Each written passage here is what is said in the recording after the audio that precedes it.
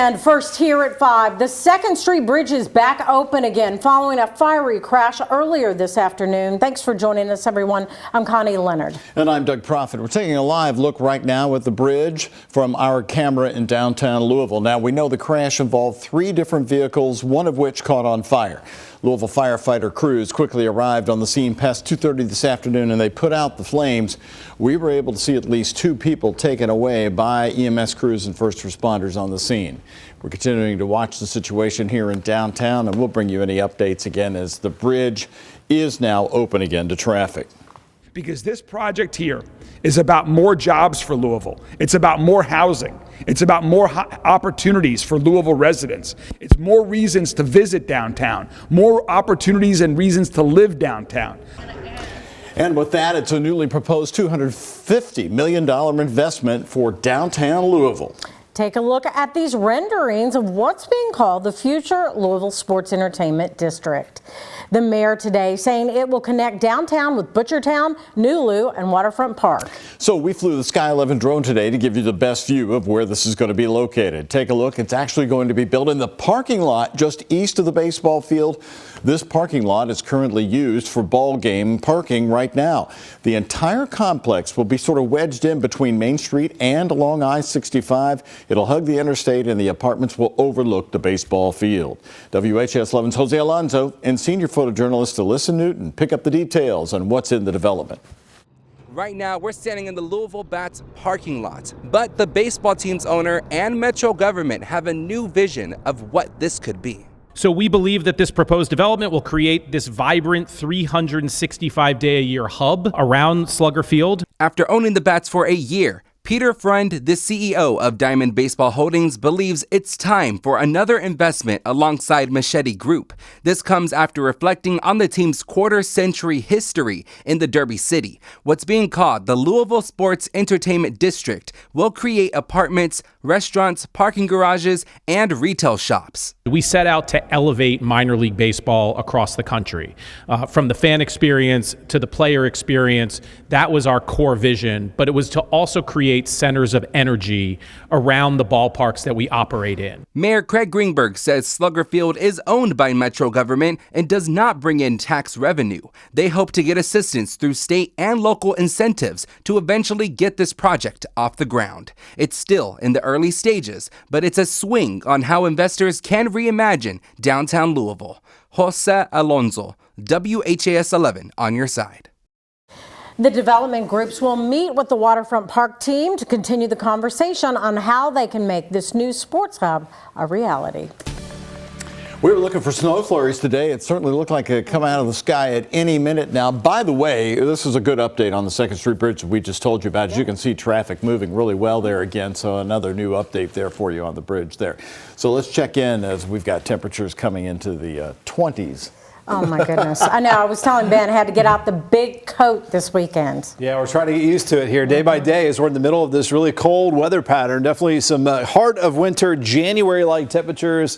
Seeing some of the flurries out here with our U of L health camera, Oxmoor Auto Group cam. It is below freezing. The wind chills in the lower 20s. That wind gust up to 20 miles per hour. So temperatures across the area at or below freezing, down to 25 in Paoli and Mitchell. You factor in some of the breezes out there, and it feels like the upper teens and lower 20s. Hardinsburg dipping down to 19 with that current wind chill. And we do have a couple of flurries out there. A little steadier band of some snow showers here crossing I-65 around Hardin, now LaRue County, Hart County. Really no accumulation from that other than maybe a dusting on some of the grass out there. But there you can see some of that deeper blue colors indicating some more snowflakes here around Bardstown down to Hodgenville. As we expand out, this little clipper system will move off to the east over the next few hours. We'll start to clear things out overnight, and some frigid temperatures on the way as we fall down to the teens to around 20 degrees overnight, 20s this evening. The snowflakes moving off to the east here just after sunset, and then low temperatures tonight, again falling down to the teens and lower 20s.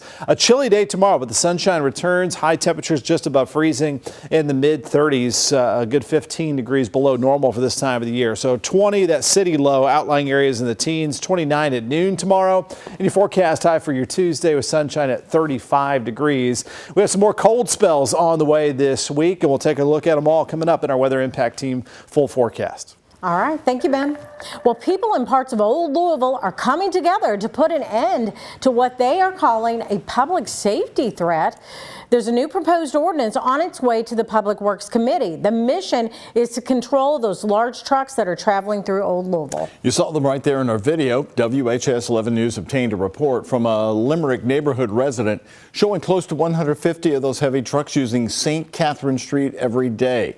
WHAS11's Gabriel Gonzalez and photojournalist Jessica Farley talked to a neighborhood association president about the problems these trucks cause for this historic neighborhood.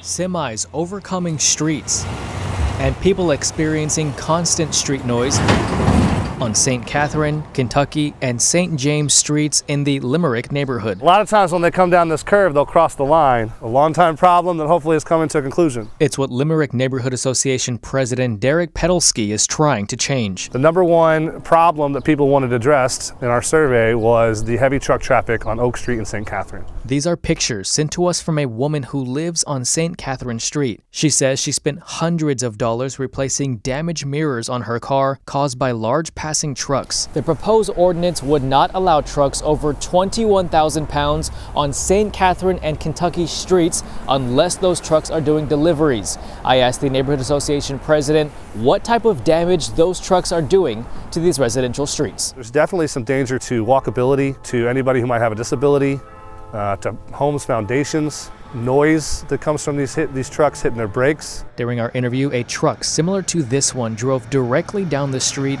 There you go. There's another truck right over the line. At least he's going slow, but still 2 or 3 feet right down the middle of the street. These are pictures from one person who set up a camera system. Box trucks, semis, trash trucks, and work trucks use the residential road for convenience after exiting I-65. Derek says community well-being is more important than convenience for truck drivers. These homes aren't cheap. And the last thing you want to see is a truck that impacts your foundation by rolling around 142 times a week. In Louisville, Gabriel Gonzalez, WHAS 11 on your side. Tomorrow night, by the way, is the committee hearing where Derek hopes the proposed ordinance will move forward to the Metro Council at large. He's hoping it'll be passed by the end of the year. Right now, Metro Police are investigating after a pedestrian was hit while crossing the street. It happened on Poplar Level Road at Illinois Avenue near the Audubon Park neighborhood. Investigators say it happened just before 9 this morning. Police say the pedestrian was not in a crosswalk when he was hit. He was taken to the hospital where he later died. The driver of the vehicle wasn't hurt. LMPD's traffic unit is handling this investigation, but they tell us no charges are expected. And a man is in police custody now in connection to a shooting that happened nearly 7 months ago that left 2 people hurt. One of those being an 8-year-old boy. According to court documents, 20-year-old Justice Greer fired shots at Gregory Jackson on Kingston Avenue back in May. That's in South Louisville. According to the arrest citation, one person was shot in the hand and the 8-year-old hit in the thigh, which caused life-threatening injuries. Both victims were taken to the hospital. Greer was arrested last week and charged with assault and wanton endangerment. The bond has been set for $250,000 cash. He's expected to return to court next Monday. More local news now. Senator Rand Paul is praising the work being done to ensure the health of our city's first responders that are at their peak when serving the public. Today, the Kentucky senator stopped by the Summit Wellness Center. The center's goal is to preserve 5 pillars of wellness: mental, physical, social, spiritual, and financial. The center is equipped with health professionals and resources to help first responders achieve wellness across its 5 pillars: mental, physical, social, spiritual, and financial. Again, Senator Paul stressed the importance of looking after our first responders as well as those who will do the same in the future. It's a tough job, and it's a tough job to find, good young recruits that'll join the force, but we are very proud of them, what they do for our community. We can't exist anywhere, either Bowling Green or Louisville, without a good police force to keep us safe and to deter crime. The Summit Wellness Center is open 24 hours a day for first responder. U of L basketball player Kason Pryor will be off the basketball court for the rest of the season following a tear to his ACL. The injury happened Friday against Oklahoma during the Battle for Atlantis championship game down in the Bahamas.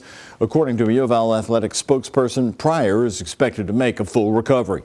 And Pryor posted a message on Instagram thanking fans for the thoughts and prayers. He continued, saying in part, "The work doesn't stop here. I'll be cheering my guys on all season." Louisville's next game, by the way, is tomorrow night against Ole Miss. It's going to be a late game, 9 p.m. tip-off at the KFC Yum Center. Dolly Parton's Imagination Library is growing in Kentucky. This morning, the Kentucky Association of Health Plans announced a $100,000 donation to the cause. All Kentucky children can register for Dolly Parton's Imagination Library from birth until age 5. It's free.